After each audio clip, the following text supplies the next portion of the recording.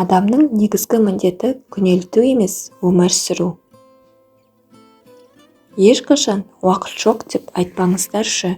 Микеланджело, Леонардо да Винчи, Томас Джефферсон, Пастера, Хелен Келлер, Альберт Эйнштейндерде қанша уақыт болса, біздерге де бірдей уақыт берілген.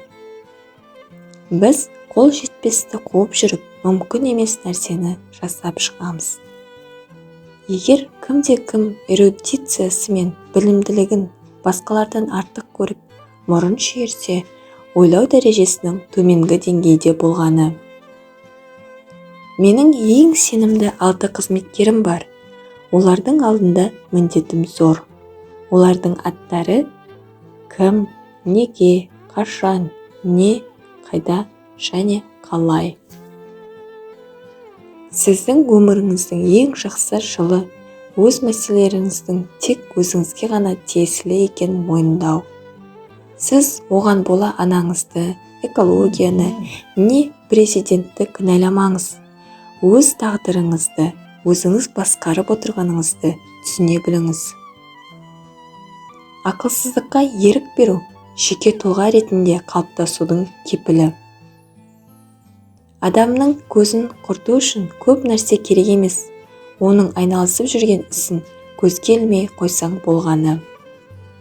Қателікті көзге шұқығанша түзеуге тырысайық. Ой барлығының да бастамасы, ой арқылы бәрін басқаруға болады. Сондықтан да ең бастысы оймен жұмыс жасауды жетілдіру қажет. Мүмкін сен бұл әлемде бар болғаны жай адам шығарсың, бірақ біреулер үшін сен бар әлемге саналасың. Өмір бұл сенің не істеп жүргенің және қандай жоспар құрғаның.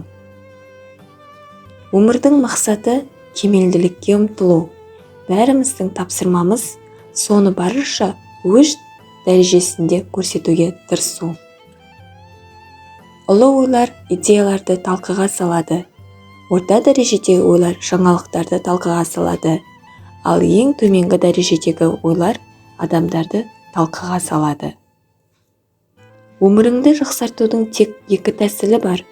Бірінші тәсіл өзінен өзі ешқандай да керемет болмайды деп өмір сүру. Екінші тәсіл бар әлем тек таңғажайыптан тұрады деп өмір сүру. Егер сен бір нәрсе ойлап таба алсаң, демек оны жасап шығара аласың деген сөз.